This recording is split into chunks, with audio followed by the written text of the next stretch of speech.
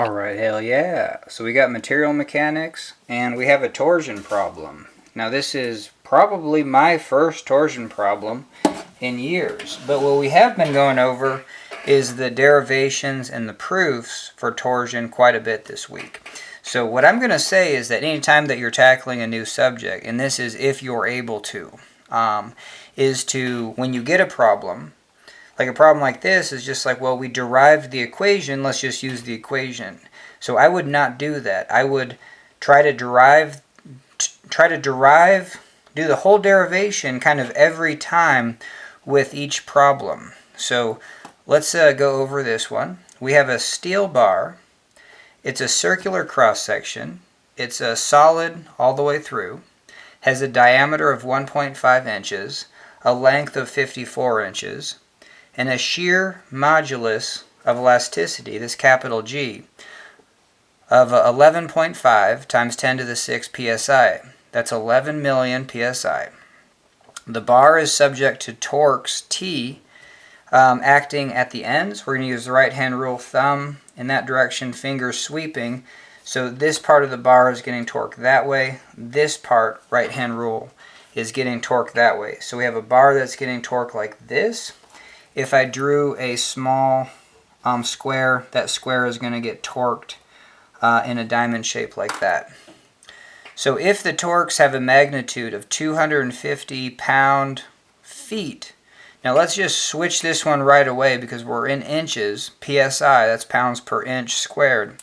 So let's just do this right here. So we have 250, and now this is pounds times feet, because that's what a torque is. It's a force times a distance. I'm going to go 1 foot downstairs is 12 inches upstairs. So I'm going to have 12 times 250. 10 times 250 is 2,500. 1 times 250 is 250. 2 times 250 is 500. So I'm going to have 3,000. And I like to do this, and this is pound inch. Cool. Now I like to do this without calculators because it helps your skills for sure. But we can always double check. I'd never mind doing that. So 3,000. And you can also do like a dummy check. 10 times 200 has to be close, 2,000. At least we're in a factor of 10. Hell yeah.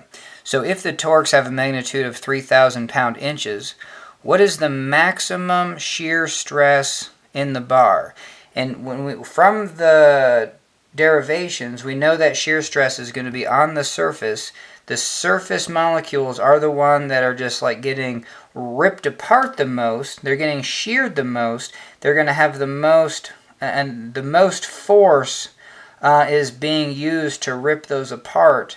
And force times the area, the number, the molecules, per area, that's going to be the biggest number on the surface. Like literally, the molecules inside aren't going to feel anything really. Hell yeah. So now, what's the angle of twist between the ends? That's the first question, and we'll tackle that one first. The second question, because there's kind of two routes to do the derivation. One is from angle of twist, and angle of twist relating angle of twist to torque, and the other one is relating, one is torque, angle of twist, and the shear stress. You know what I mean? So we have this idea of torque, which is a moment. We have shear stress, which is the force per area, units of force per area.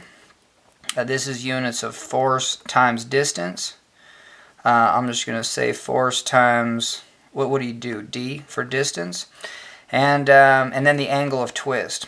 And I'm going to use the variables that they use. Hell yeah. And the angle of twist, might be, hey, what's the angle of twist in the middle compared to one end? But it says between the ends, they're going to, yeah. So a great way to envision in this is if you welded one end to a wall. And let's read the second problem.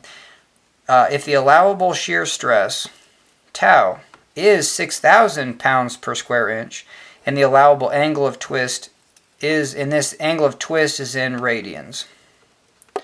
Which these angles, yeah, we'll just leave it as that. Hell yeah, is in radians. If the angle of twist is 2.5%, what is the maximum permissible torque? Cool.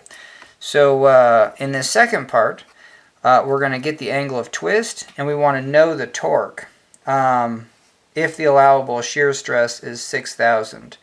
So cool. All right, let's figure this out. All right, hell yeah. So this first one asks two parts. It says if the torques have a magnitude of 3,000 pound-inches, what's the shear stress in the bar, and what's the angle of twist? So here's the derivation. We'll see if I can keep this as simple as possible. I'm going to start with a shaft that's, I'm just going to say 2 molecules in thickness. And I'm going to have it welded to a wall. And then so here is a ring of molecules all the way around the perimeter up against another ring of molecules all the way around the perimeter. What I know about these is that their interactions are like this. One disc is going to get torqued, and so that's going to be the torque, and it could be represented as those double arrows that way. That's the same thing. Cool. So this end is going to get down. So those 4 molecules are going to get sheared. And cool, it's going to require a force to do that. And so I can use V right there, V for the shear force. If I do shear these, I'm going to have, it's going to rotate. So because I know it's not going to rotate, I have to have balancing. So I have all 4 of these forces when it comes to shear. I know that these forces are related to the area in between these 4 molecules. Cool. And what was it asked? Was the maximum shear stress in the bar? Hell yeah. So let's put on the max. Let's say this is going to be the torque. I always like to do this. Torque to like yield these molecules. And then so what angle appears, and then for steel, the other thing, I like to get some sort of representation. So this angle is going to be the yield angle, and for steel that's 0.004 radians. Hell yeah. And we know its modulus of elasticity is G, and we know there's a relationship between, if I say, hey, I've actually torqued these molecules on the surface visibly by 0.004 radians, that's the yield. And then so that is totally proportional to the yield shear stress. And then that's going to be a number. Cool. And let's figure out what that is. This is a gargantuan number, 11 million. This is a really small number. This is a number that's handleable, like 10,000. So that's a good way to know that you're going to take this gargantuan number times this tiny number is equal to the torque. And it's always good to put these little, just so you know, maybe you're thinking about the yield, the max, And this is just a constant for whatever. I could put just the design load, and get the design shear angle and stuff like that. Hell yeah. So let's rearrange, and we want to know what maybe this max stress, what's the top end on that stress? Hell yeah. And that's just going to be 11 million. I'm just going to write it out. Sometimes that is also useful. And that's going to be pound inches squared. Also useful to write it in its base units, not just PSI as an acronym. Hell yeah. And then I'm just going to multiply it by 0.004 radians. Now I just know this. 2 things, steel, like the numbers to know for steel are the normal stress. This is going to be a change in length per the original length. This is going to be 0.002. And if you do the geometry, you'll find that the max, and this is max, you know what I mean?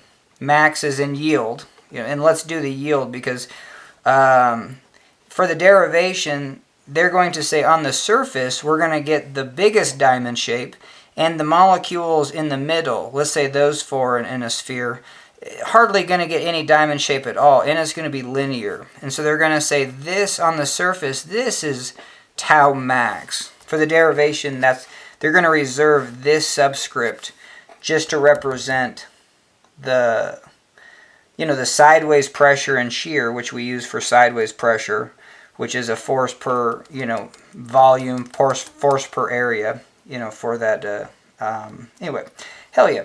But, yeah, and so this angle, just know that it's twice 0.004, it's in units of radians.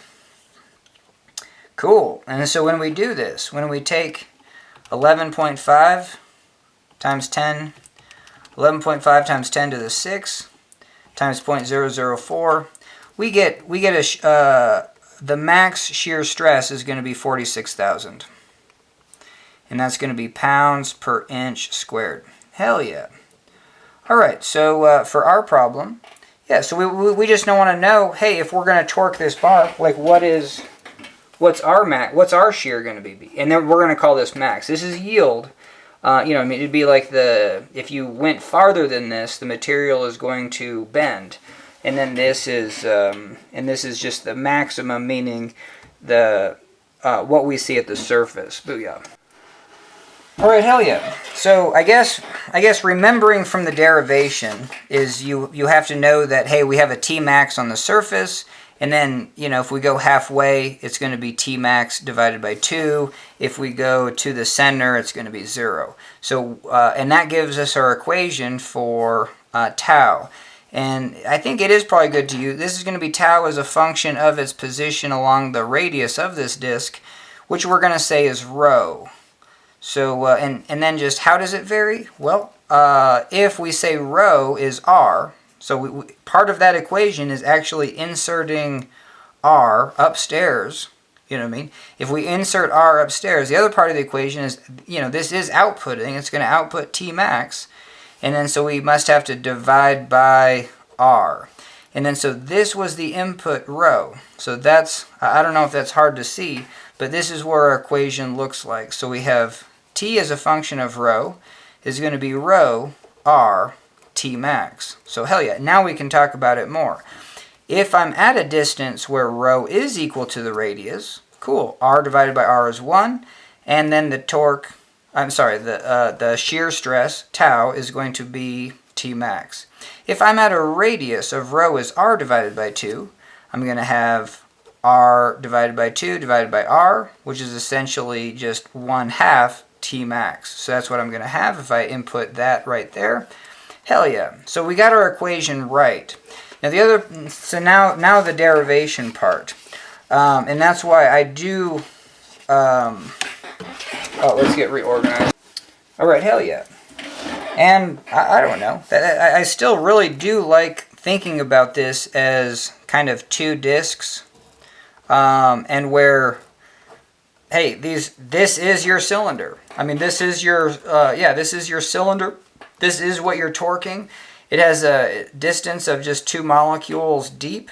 And what happens is we apply a torque on this outer surface, and then internally, I'm just going to make a cut right through that layer. You know what I mean? And when I do, I'm going to, if I have this little disc,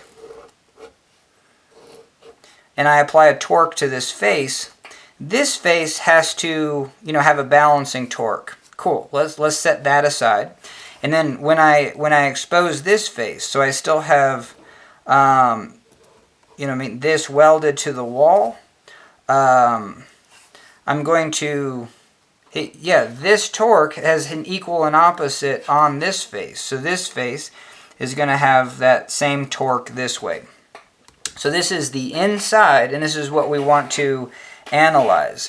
And then so the picture that they do is like, hey, I'm going to have some distance rho out to some little element dA, and that's at a distance of rho. And hey, guess what? That's going to have a torque based on that equation that we just did. Torque is a distance of rho, is rho divided by r, T max. Hell yeah. And then so what they do is they kind of, let's just draw this circle facing us, just so we can kind of see it better. And we're going to have this as our dA. It's a distance rho. And we're going to put some dimension on it. So we do have a d theta. And what I'm going to do, hell yeah. Yeah, and we're going to do the double integral, because that's the one aspect of their derivation that they just go right to polar moment. And I try to stay away from things like that. until we've thoroughly fleshed out, the integration, so we're familiar with it. Cool. And then so let's actually draw this definitely bigger. And so we're going to have kind of a bigger angle here. I'm going to have this little chunk. This is my dA. And now to the center of it, it's always good to go to the center of your differential area. We have a distance rho. And then so and what we're trying to find is, like, what is the area? What's the dimensions on it? Well, it's fairly squarish, and we need to know base times height, and then we would have our dimension of dA. So let's do the height first. Our height is just a change in rho. And you could say d rho, or you could also say just a change in rho, and then, you know what I mean, and knowing that we have a large chunk, and we're gonna sum all those large chunks. As those large chunks, as rho, approaches 0, that's where we have the limit. That's where we can bring out the integral sign, blah, blah, blah. But anyway, so we have this d rho. And then, so what's the base? Well, we're going to take the average distance right here, and I use the term radians times radius is something normal, and in this case, it's arc length. You know what I mean? But I always say radians times radius is something normal, and arc length is that something normal. So hell yeah. So the equation, and this is d theta is in, that's the angle right there. So that's going to be my radians, d theta. My radius is a distance rho, and that's going to be this arc length right there. Since it's halfway, this little portion is longer, this is shorter, but this is basically a trapezoid. We're right in the middle. That should be that should be the base, because the average distance, the midpoint of a trapezoid is the base times the top divided by 2, which is that average distance. So hell yeah. So that is radians times radius is that arc length. That's going to be our base. Our height, we said, was d rho. So hell yeah. So and I'm just going to rearrange this to put rho first, and then d rho second, and then d theta. But this is literally dA. Cool. So and then let's break out our equation for tau. We know that tau is, as a function of rho, is what is it? It's rho divided by r, tau max. Cool. And then so we know that at this little piece of area we have a tau as a function of rho. So we do have a little bit of shear stress. We have a little bit of shear area. The dimensions on shear stress is force divided by area. We know the area is. So if I multiply force divided by area times area, the areas will cancel, and I have force. So I can know the force happening at this point. And just going back to our picture, this disk is getting turned that way. And so, this face is actually, so this internal face is driving this direction. So perpendicular on this, from this is our stress diagram. And so we do have a rho right here. So this is the, this is the tau. This is our shear stress. If I drew a force diagram, see, for this derivation, I think it's useful to draw almost 3 diagrams, because now I can do that same little differential area. We have a distance rho, and on this one, I'm going to say we have a force. So this is a free body diagram. Hell yeah. And then since this is a force diagram, I could represent this force as a, and then this is where you get into statics. I never thought about this, where you're just like, well, like, can't I represent this force as a, I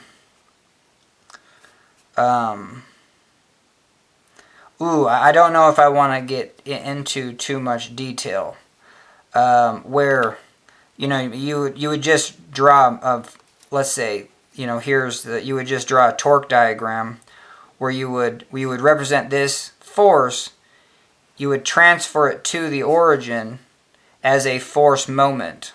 and you would get this as your moment. Just knowing that on this other side you would have an equal force, so those would balance. So at the origin you wouldn't have any net force, but you would have a generated moment. I'm not there yet to be like, oh yeah, this is just, you know, transferring a force to the origin. So we're going to back off on that, but I could explore that more because that is a fundamental property of statics. But I'm just going to say, hey, and then, you know, let's get back to our integration. This shear stress is a value that's representative of this distance, and that is a number, and it's a full value, where this force is a differential force because we're taking this shear stress times a little piece of area. So this number is an actual, you know, legit number for that location, but this area is a very small chunk of area, so we're going to have dA times tau, or the shear stress, and we're going to get a small chunk of force at that area. When we add up all the chunks around this ring, and then all the chunks in the outer and inner rings, then we can know all the force arrows, and each of those arrows is a distance away. So what we want to know is we want to know the total moment about the origin. That would be useful because the total moment about the origin is the torque. And so that so we're not there yet, but we do know that this little force is providing a small little moment, and so we're going to say that's a dm. Dm is just this d force times the distance to that force, which is rho. Hell yeah. And then we can integrate this. When we integrate this, this becomes the total moment about the origin, which is that total torque. So we have torque is equal to the integration of this df term rho. So there you go. But we need to maybe start from saying that, hey, this is our shear stress, where we're going to get that little df. It's going to be a d rho. Well, no, we were pretty good. So we have integration. So we have torque is the integration of the moment, which is the integration of df times rho. This df is going to be the shear times dA. That's all it was. Yeah, that's where I got confused. But anyway, and then we're going to say, hey, what is dA? Do you remember it from memory? It's going to be the base times height. This height is d rho. That's the height right there. The base we separated into, it's going to be radians times radius. This is the radians times radius is the base of this trapezoid, the midpoint, and then the height is d rho.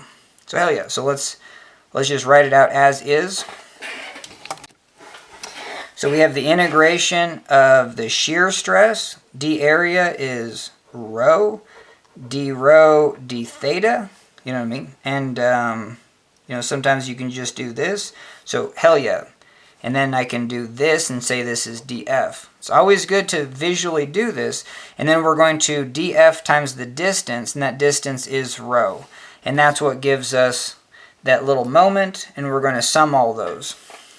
So this thing, you know what I mean, if we get kind of everything organized, is tau rho, so we got rho squared, d rho d theta.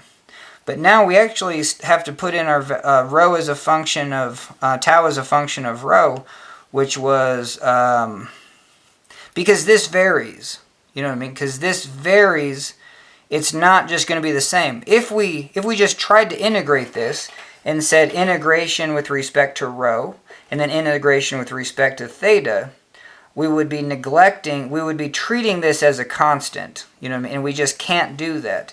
This is a function of rho, and that y is useful to actually put that in brackets. So this is going to be rho divided by r t max, and so we definitely need to put that in. So we have our total torque is the integration of the moment, which is the integration of rho divided by r t max, and then we have rho squared d rho d theta. And this I don't mind writing a bunch of times. So what's going to happen is this is a constant and this is a constant. Rho is that variable we're going to integrate.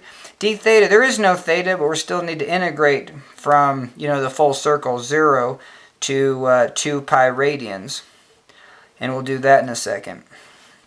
And I kind of messed up. This is a single integral. The second you split this, so this is a single integral as a function of area. You know what I mean? This is a single integral as a function of force, or the limit of integration is force. This is m right there for moment differential. So once we do this, we're going to have 2 integrals over the region of rho and over the region of theta. So my bad for not doing that, but we have over the region of rho and theta. Same thing.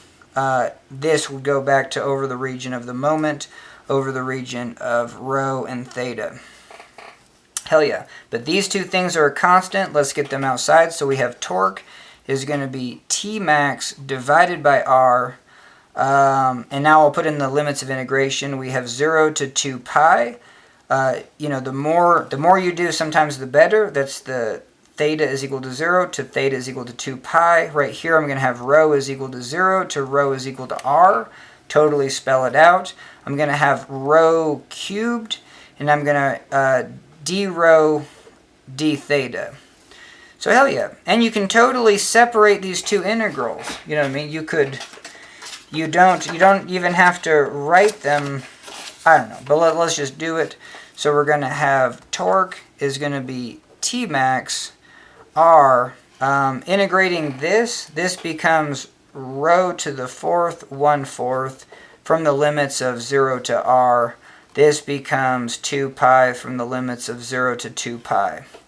And booyah. This just becomes 1/4 R to the 4th. This becomes, and I'm sorry, this is theta. So d theta integrates to theta. Rho to the 3rd, d rho integrates to 1/4 rho to the 4th. We still have this T max divided by R, and we have 2 pi. So what happens is that one of these radiuses goes to R to the 3. This goes to a 2 downstairs, and we have T max. We have pi divided by 2, T max R to the 3rd. This is going to be our torque. So now we've done it, you know what I mean? And so we've officially did the integration, and now we have torque, tau max, and radius. And let's see what we have. It says if the torques have a magnitude, so we know what that is. What is the maximum shear? This is tau max. If it said what is the shear at rho is equal to, at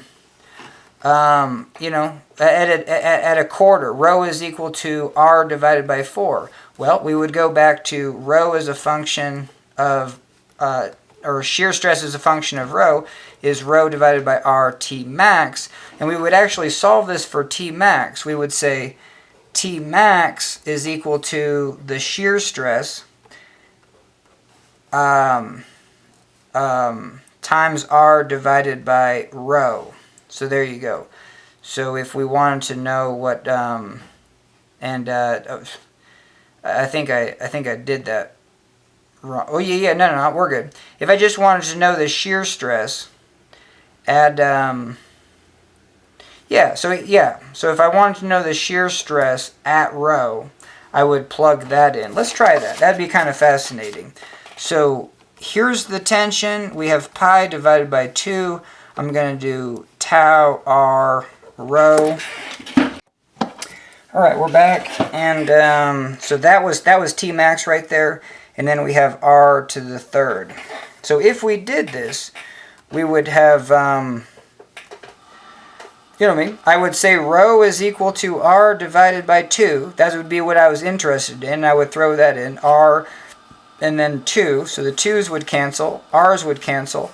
And I would have the torque as pi tau R cubed. And then, and what would I be interested in? The maximum shear at that. So I would solve for this shear, and it would be tau divided by pi R cubed. So if I wanted to know the halfway point, that would be the shear. Cool. So, and that's pretty cool, because what we're going to get is T max. It has to just be double that. So it's kind of fascinating. I did like a harder problem, but now we can go back and then see if this is T max. Cool, so let's do that. So from our integration, we got down to here. So we have the torque is pi divided by 2 T max r cubed. Now we got three things, and we can solve for any of them. You know what I mean? In this problem, they said, hey, we're given, somebody manufactured this steel bar, so we know the radius. And the other two things are torque and shear stress. We want to know the shear. Let's rearrange for shear. So shear max, and that's what we want. It says max, so this is perfect. So shear max is going to be 2t divided by pi r cubed. And we did it. You know what I mean? And let's see if the units work. So we got 2.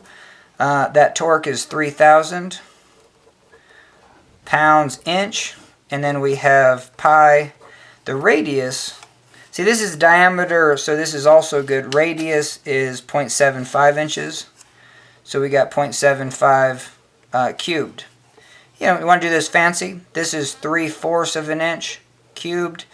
That's going to be 3 squared is 9. Times 3 is 27, so we have 27. 4 squared is 16. Times 4 is 64. So we got that downstairs. We're going to, so that's going to be 2. I don't even know why the hell I'm doing this, but we would have, and then 64, and then divided by pi, and then 27 downstairs. And then 27 is 9 times 3, right? Which is 3 times 3 times 3. We have 3 times 3 times 3. 3,000 divided by 3 is 1,000. And so, so we can at least get rid of one of those. And I think that's about it, though. We have 6. I don't think anything else is a function of 6. So we have 2,000 times 64 divided by 6. Yeah, it ain't a function of 6. So we would have, anyway, that was kind of dumb. Let's see if even what we did here was the same. So we have 2,000 times 64 divided by pi divided by 27. Let's see if it's this. So we have 2 times 3,000 divided by pi, 0.75 to the third. And then why the hell isn't it the same? Maybe I don't know, that's interesting. 0.75 to the third times pi, 2 divided by, stored as x, 2 times 3,000 divided by x. Yeah, what the hell? That sucks. 3 cubed, 27, 4 cubed, 64. 27, 64 would have gone up top, 27 down below. Oh, yeah, because we already got rid. This is a 9 downstairs. So, whoops. So, yep, so this would be 2,000 times 64 divided by pi divided by 9. And then, yes, we get the shear max is 4,527 pound inches. And this is why it's good, because we talked about steel. You know, back to the equation that this huge number times shear is actually this. So yield, 0.004 times 11.5 million. So 11.5 times 10 to the 6 times 0.004. The max we can see is 46,000. We're seeing 4,600. So we're a tenth. So, you know, we have a factor of safety of 10 on this. And that's always useful for these problems, because you'll get an answer and you're like, so what? I think the first thing to check is like if it's just extraordinarily large and you're just going to blow it up.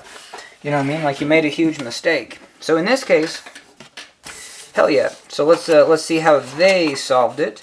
So they just used the equation that, you know what I mean, 2t divided by pi r cubed, which if you want to see why it's, that was the equation that we used. So we have shear max is equal to 2t pi r cubed. Now why is this equal to what they were saying? Because radius is 2d. So if I have, and that's r. If I have r to the third, that's 2d to the third. This is very useful. That's going to be 2 to the third, d to the third. That's where we get the d to the third. 2 times 2 is 4, 2, and then 4 times 2 is 8. So 2 cubed is 8d, and then the radius, yeah, so there you go. So the radius cubed is going to be 8d. Did I get that right? I feel like, why isn't that right? Tau max, 16t pi d. Oh, because it's divided by. No, that's holy hell. This should be right, though. Maybe it's not right. No, we got the right answer. Like, our equation was 2t divided by pi r cubed.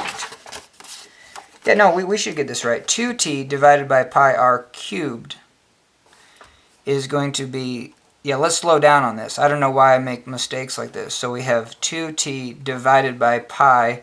The radius is... sorry, yeah, the diameter divided by 2. That's where I got messed up. Radius is diameter divided by 2.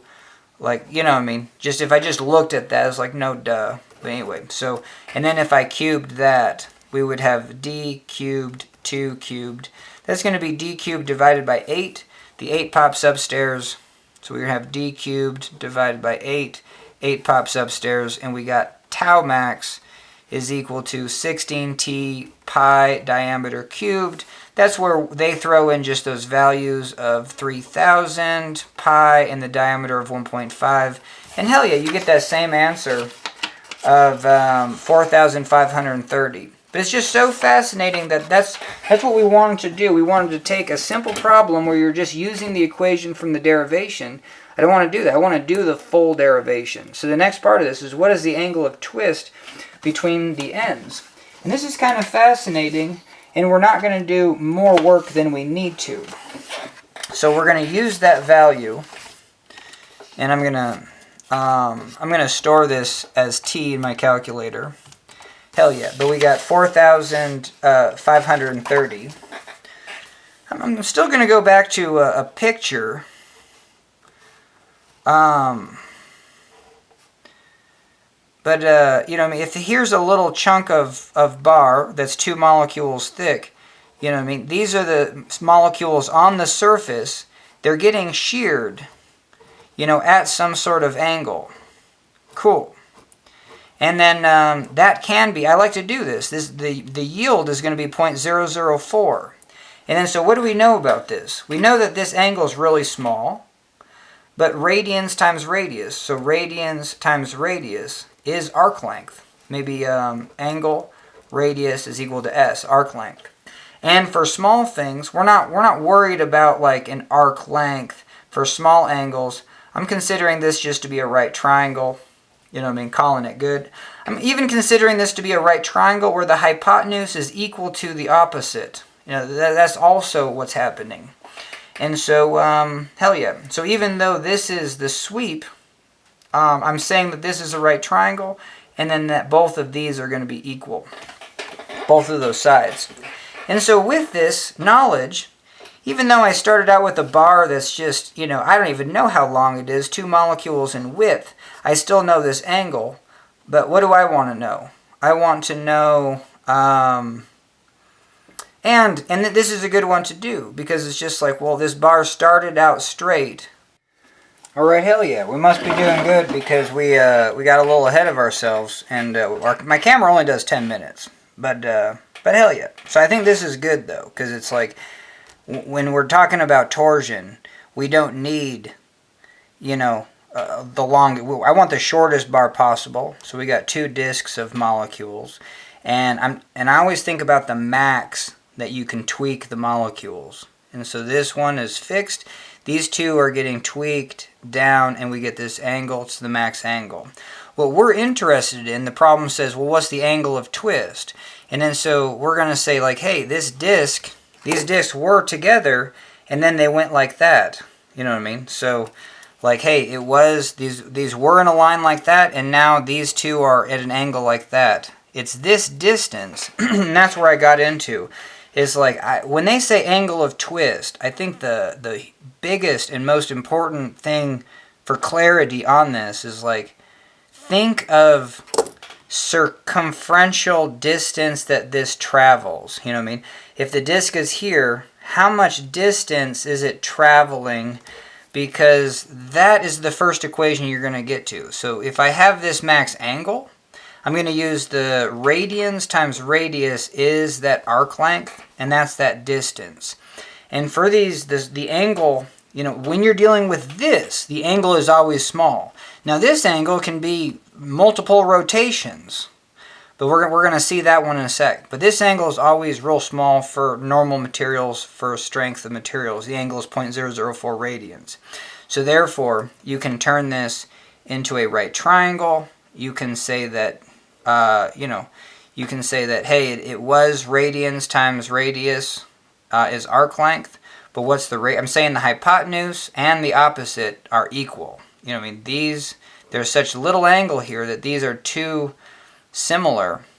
This does get length though, so you never forget that. Even though you're dealing with small angles, the sine of the, like, you know, the hypotenuse times sine of the angle, this component, this length can be substantial. Hell yeah. But just the equation on there is this angle in radians times the radius. I'm just going to call that d for this little length that we're choosing. Kind of a differential length, but whatever, d. And that gives us this arc length. And then for this, I'm going to call this little c. So hell yes, that's what I have up here. I have radians. You know what I mean? This is yield.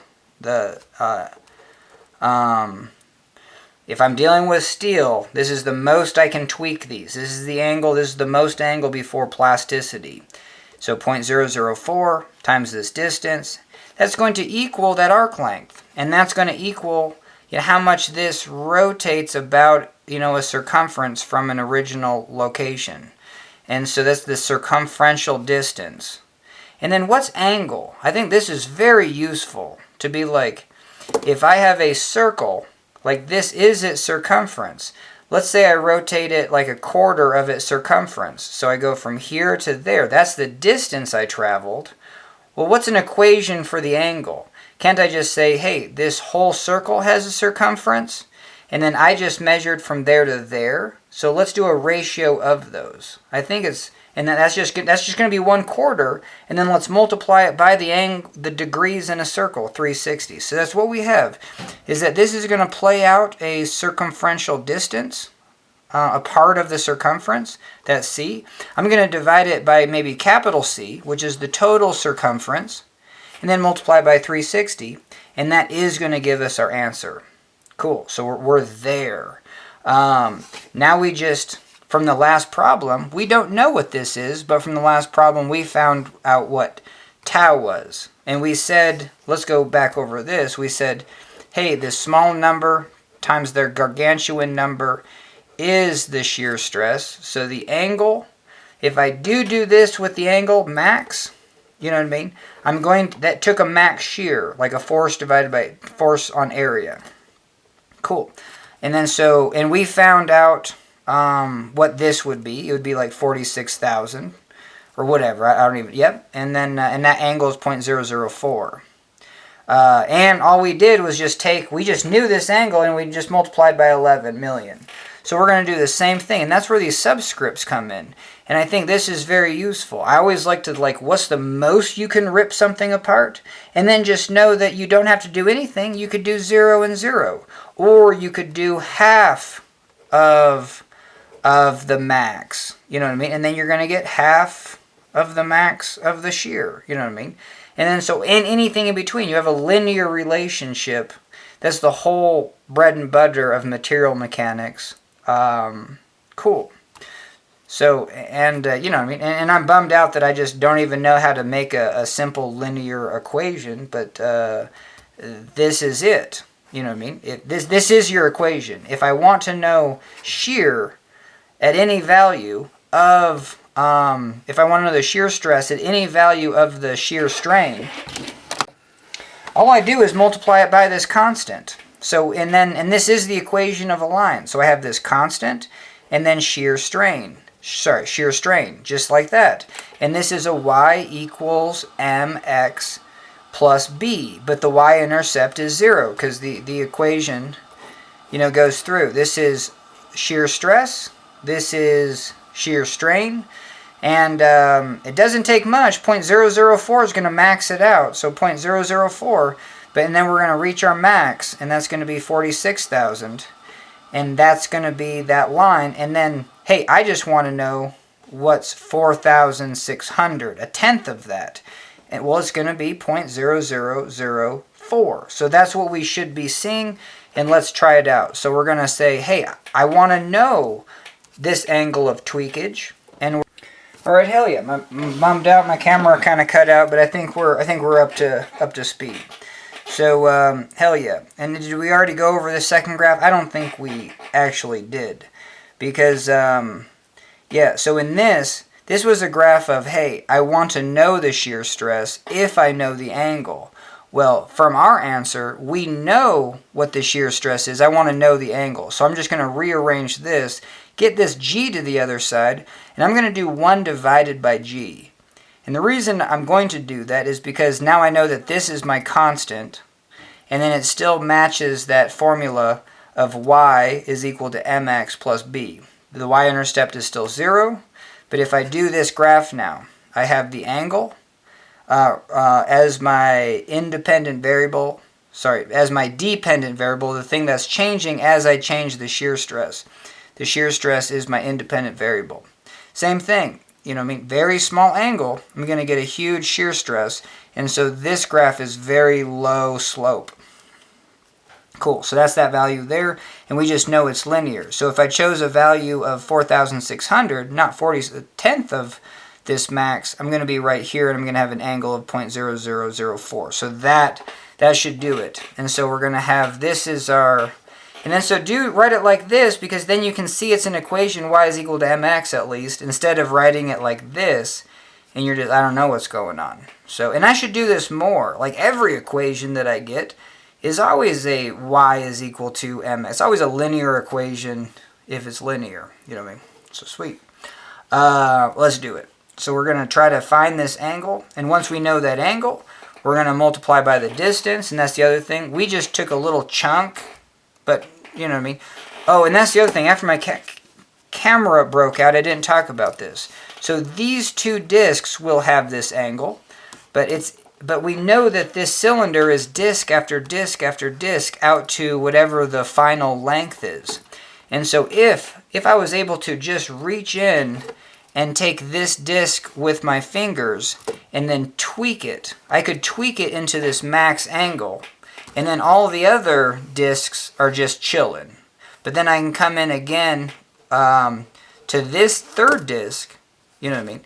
And then so when I do tweak this second disc, it is lower, but all the other discs are lower and unstressed. I'm going to come into the third disc and then tweak that. That one gets to go, at the same angle, because now those are going to be lower, and then all these other discs are just, hey, those two are there. So I'm going to come into the fourth disc and then make that one at that angle. So that one goes lower, that one goes lower, and then all the remaining discs are just chilling until you specifically tweak them.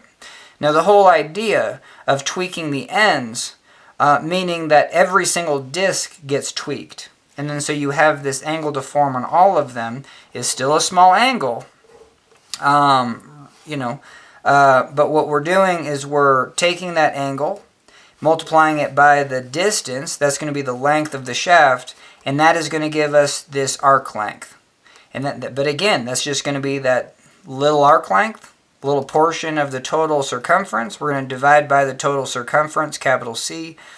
And this is no one actually puts a letter on circumference, and I think a lot gets lost in just even using circumference as a parameter.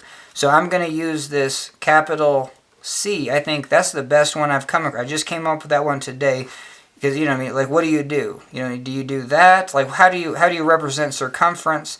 I think capital C with a double E, a little deal, and then you can even represent little c as a proportion, and that works really well for this. Hell yeah. So now we need to find that value. From this equation, we're going to have 1 divided by g times that tau that we found from that last problem. And let's see if we could even, you know what I mean? Like, we did the integration and we're just like, well, what the hell is this value?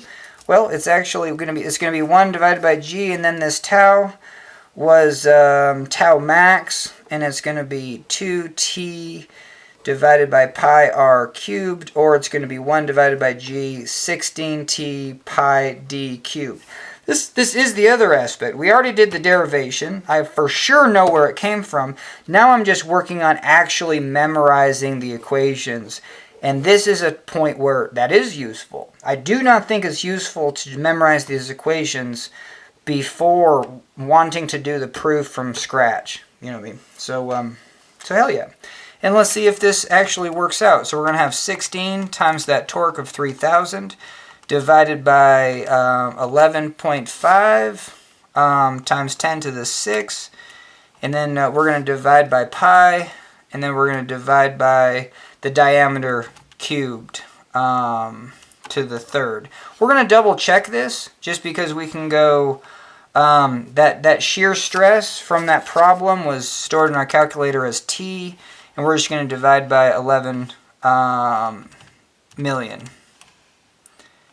Ooh, these were significant figures. I mean, these were, I couldn't do that. I lost track, so we're just going to go divided by 11.5 times 10 to the 6. Hell yeah. Okay, and we get the same. And so we get this angle, and I would write this out. So we have... times 10 to the negative 4. Just know that's going to be three zeros, and you can always just guess how many zeros are in front. So we have 3 zeros, 3, 9, 3, 6, and I can go 1, 2, 3, 4 just to double check. And didn't we say, hey, the max is going to be 0.004, and this is basically 0.0004, a tenth. And we've already seen that linear relationship. We said 46,000 compared to 4,600. And tau was 4,527, close enough. So it's always good to be able to guesstimate 1/10 of the max. So we're 1/10ing this. We have a factor of safety of 10 on this, and now we know what the angle is. So now we're fairly easy. We know this angle. I'm going to store it as alpha theta just in my calculator, so this is going to be theta in my calculator.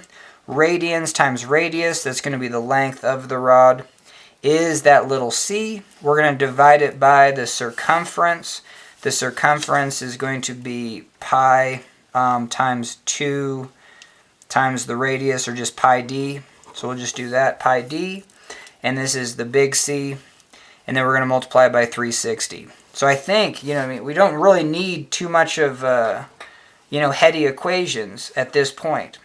So we're going to take this value in our calculator multiplied, which is 0.0003935 whatever, times the length. The length of this is 54 inches. And we have pi times 1.5. So hopefully this works out. So we have the angle times 54 divided by pi divided by 1.5. Now at this point, maybe I made a mistake, and this is where... yeah, I would probably want to have some sort of idea of, you know what I mean? Like if I have radians times radius is arc length, and I only have 54. Let's say, you know what I mean? So my inches is going to be pretty small. And so I'm just going to boost this up to 100, and that's going to drop this to 2. So I'm just using my guesstimation skills. Then I'm going to move this 2. So I'm going to be, this is going to move 0.02 inches. My diameter is 1.5 times pi is 3. So I'm going to have 3 and then 1.5. I'm going to have 4. Let's just say I have 4 inches. And I'm going to go this distance of 0.002. And so this is the circumference, and this is how much I'm going to circumferentially rotate. So let's get this as kind of a better fraction, I'm going to divide this, I'm going to divide both by 2. So this is going to be 2 inches in circumference, and I'm going to go 0.001. And so if I do this as a, and I'm going to multiply this by 1,000 and this by 1,000, and that's going to be 2,000. Did I do that right? No, well, this is going to be on top. So 0.001 and then divided by 2. Oh, I should have done it the opposite way. So I need to do this by 50.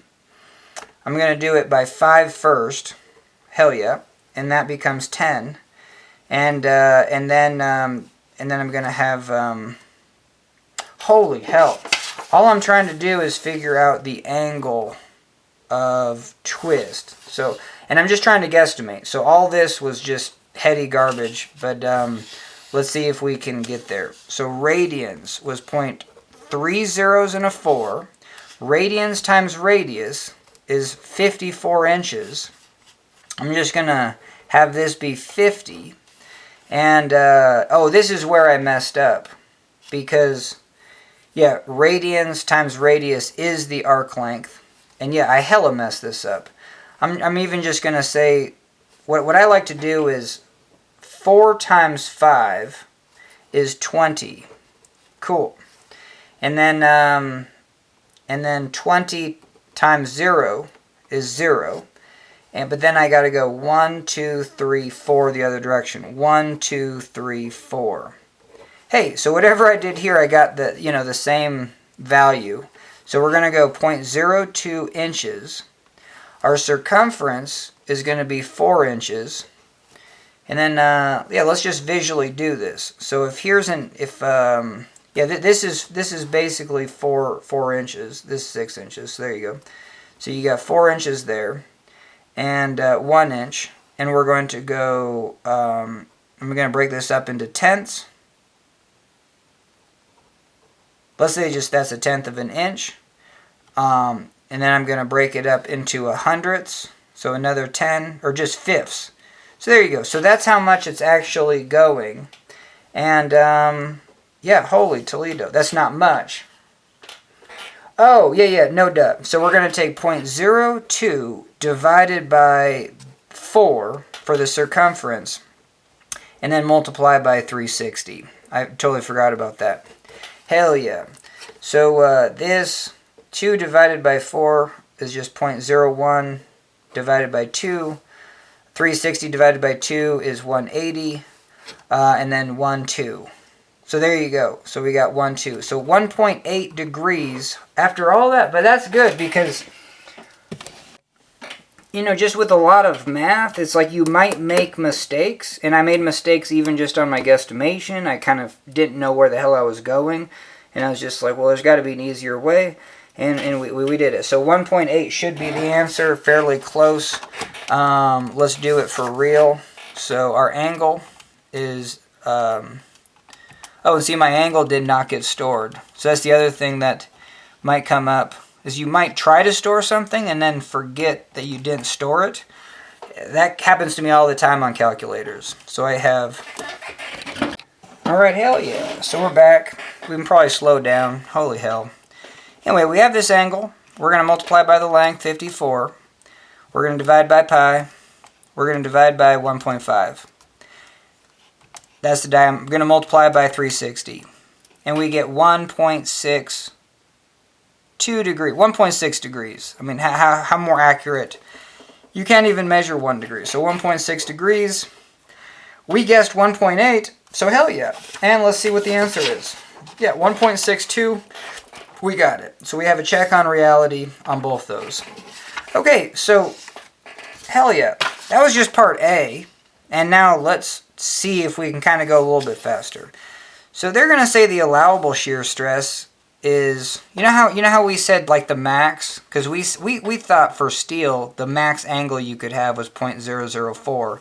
Again, this number 0.004 times 11.5 times 10 to the 6, the huge number is going to give us 46,000 pounds per inch squared. So, you know what I mean? I think the yield on this bar is going to be 46,000 pounds because, you know, you should always remember 58,000 pounds per inch squared for steel, for just pulling it and pushing it in normal. You know what I mean? You can put, if you have a 1-inch bar of steel, 58,000 pounds is what you can hang, you know what I mean, from it. It's almost a loaded semi. Hell yeah. But they're just saying, hey, we just want to allow 6,000. So at least maybe we should do a factor of safety check. Like, we can, this is our max, this is our yield stress. So factor of safety is just torque allowed divided by torque yield. Cool. And so we got 6,000 divided by 46,000. Or, I'm sorry. Invert this. So obviously it's torque yield, the bigger number, divided by torque allowed. This is the how many times, you know. So we have a factor of safety of 7.7. Sweet. Cool. Good to know. And if this is the allowable shear stress, it's going to be max on the surface.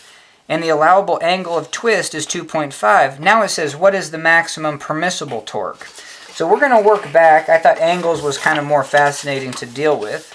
And so if we do twist this angle relative to the fixed end, 2.5 degrees. So again, we're going to do that proportion. 2.5 degrees is proportional to 360. 2.5 divided by 360. And this is going to be the percentage of the circumference. And so if I multiply by the circumference, which is pi d, or pi times 1.5, so I'm going to do pi times 1.5. Now this is the little c. This is the circumferential distance. I know that the shear stress times the length of the bar is radians times radius, is this arc length. And what I want to know is the stress. And this is going to be stress allowed. So stress allowed is equal to little c divided by L. But see how, like, we're never using just one equation. We're just kind of doing it piecewise and having an intuition of why things are happening. And hell yeah, so we have this little c. I'm going to store as little c just in case I make mistakes down the road. But we're going to divide that by a 54 inches. So this is the stress allowed. Hey, we're doing pretty good. 1, 2, 3. And then we have a 6 compared to the 1, 2, 3, 4. So we're able to torque it more than this problem. So we're going to get a higher number than 3,000. And so just good to know. Okay, and then we're going to use, because this is our angle, we're going to say the little number times the huge number is the shear. And now we can actually find the shear allowed, because this was the angle allowed. So we're going to multiply by the angle allowed times 11.5 times 10 to the 6. And now this is the shear allowed. I'm going to store it as alpha A in my calculator. And we have 6,969.19. So if we tweak it, this angle of 2.5, what is the allowable shear stress and the allowable angle of twist? Oh yeah, so if we have an angle of twist of 2.5, we're putting 6,900 psi, or pounds per inch squared, in shear. But so I should say, so I used my acronyms kind of wrong. I'm going to say, so this was shear allowable, and then I said this was the angle. I would just say, hey, this is the angle applied. So I should say that this 2.5 is the angle applied. And this is where using these acronyms is very helpful. So if I have the applied angle, this is going to be the applied, you know, circumferential distance that's rotated. And then so this is going to be the applied shear angle. So angle applied, this is tau applied. So this is the applied load that I did, but it's too much. Oh, and that's weird because that's not quite true. It said the angle of twist was 2.5. That was the allowable twist. But this is a bizarre one because it's saying if the allowable shear stress is 6,000 psi and the allowable angle of twist is 2.5, it's more of a design constraint. We were just like, hey, we can't have this twist more than 2.5, but we can't have this, get more than 6,000. I'm not an engineer. I don't know which one comes first, but just design my part. But I really can't have it go more than that, but I don't know how these two things are related. You know what I mean? So maybe that's kind of what, because this is 2.5 allowed, and this would say that, hey, when we have this allowed, it creates a shear that's too high. You know what I mean? So we can't have that. So we have to design it for just the shear being 6,000, and then figure out what the angle of twist. And then I would just say the angle of twist. It's so weird how these are related. But yes, what is the maximum permissible torque? That's kind of the only question in the end. What's the torque? We're going to have to use this as our stress. 2.5, if we design to tweak it 2.5 inches, we're putting more than 6,000 psi in allowable shear. Okay, hell yeah. We're almost done. So we're going to, from that, and we're going to do the integration one more time. So hell yeah, from, that internal face that has a little chunk on it, that has some sort of shear, that can only be 6,000 psi. Never mind. Tau max can only be 6,000. And then so we're going to have rho out to there, and then we're going to have, obviously a shear in that direction, and then, multiplied by, and this is a dA, multiply those two, we get a force, even though this is a shear diagram.